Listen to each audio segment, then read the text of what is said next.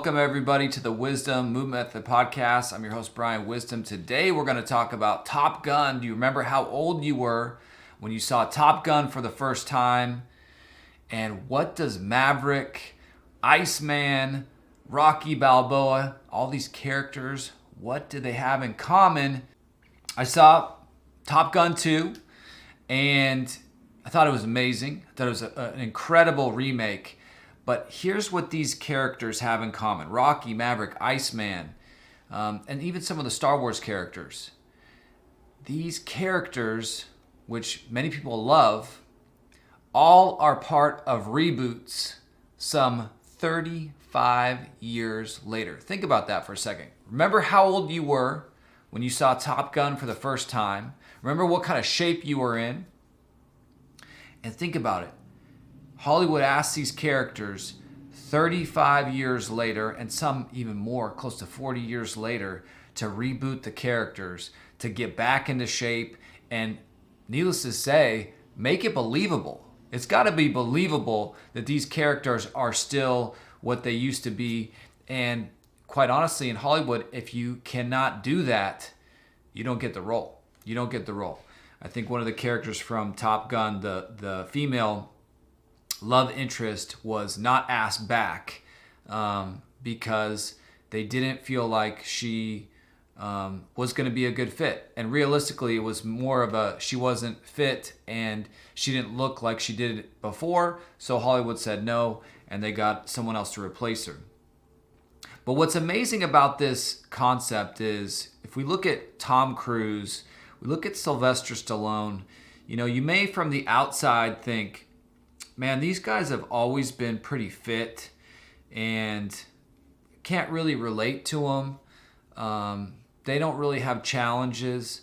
I think that we would be missing the mark because I want to share a couple points. I want to look at what are these guys doing to get in shape, to play these roles. How are they doing it? I mean, Sylvester Stallone is mid-70s and he is still doing action movies.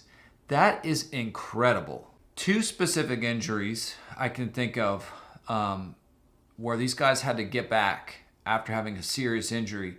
Sylvester Stallone broke his neck in, I think it was Expendables 2. He was doing scenes. Now he's like, at the time, in his 60s, and he's getting the most massive, big-time male celebrities, the male action heroes, right? And putting them all in one movie. And then Stallone, really probably the oldest of all of the actors, is still doing a lot of his own stunts. He gets tackled by one of the massive dudes on the set, and he breaks 2 or 3 vertebrae in his neck. And they're able to surgically repair it, to my knowledge. He has a fusion in his neck, so they fused multiple vertebrae together. And so literally, he's not able to move his neck. He's not able to move his neck in certain positions. I'm not saying it's fused in a couple vertebrae together, so he's lost range of motion in his neck. But for anybody normally, that's a major setback and could derail anyone. But yet, what does Stallone do? He did rehab. He got back to his training. He got back to his strength training. He got back to doing his nutrition. He got back to his regiment. And honestly, people don't even know that this happened. That's how on it in terms of his training. So when, Hollywood, and really he is the Hollywood mogul moving these movies, when he wants to do a Rocky reboot, some 30 plus, 35 years later, he can make it believable because he's kept a standard of fitness. He's continued to strength train his entire career. Really, probably the least amount of strength training is when he was younger in his 20s, and he's only been more diligent about his training as he's gotten older. But let's look at Tom Cruise. The same. Tom Cruise gets asked to do Top Gun 2. He did Top Gun when he was 25. He's 24, 25 years old. He's just naturally healthy, fit. And now they ask him to do it, and he's almost 60 years old when he does Top Gun 2. Well, he's another guy that's had an injury. He does his own stunts. He severely broke his ankle on a set of Mission Impossible in the last couple of years, and did his rehab, and people don't even know what happened. They literally have no idea that he went through this thing. So my question back to you is, I'm curious if you remember what kind of shape you were in 20, 30 years later, and now you're here. Are you in great shape? And maybe you are. Maybe you maintain like these guys, you maintain your shape. Maybe you've let yourself slip a little bit. Maybe you have stopped training altogether. Well, what are some takeaways that we can learn from these actors that are asked to play these roles? I think a biggie is making training a priority in your life, making it a day-to-day thing that you're going to do day in and day out. And if you're in the 50 plus population, so are these guys. You know, look at it. Look at Tom Cruise. Tom Cruise, I think, is 60 now. Look at Stallone. Stallone's like 75 years old. But what they are doing is taking care of their bodies in terms of training, in terms of nutrition, in terms of cardiovascular training. But specifically, it's also a level of being able to adapt to the style of training that you do. And that's one of the things I do in terms of helping clients, is working with the 50 plus population, and how we train at 50 probably, and should be, if it's not, different than how you train when you're 25. When you're 25, you're 22, you can go hard. Oftentimes things don't break. Oftentimes you can push yourself, you can sleep less, your nutrition can be worse, can be not great. But if you're lifting and you're doing some training, you tend to see some results. When you get in this 50 plus population, training's got to be more dialed in. But most importantly, I believe the style of training has to match where you are.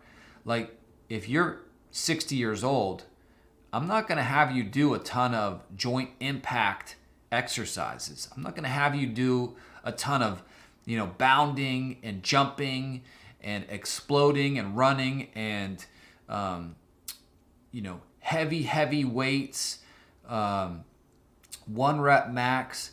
All of that style of training, which may be fun when we're younger, can be very problematic and potentially can cause injury. And if you're in the 50 plus population and you're getting back to training, well, it's even more important that we're looking at posture. You'll hear me say this time and time again on this podcast and on this YouTube channel.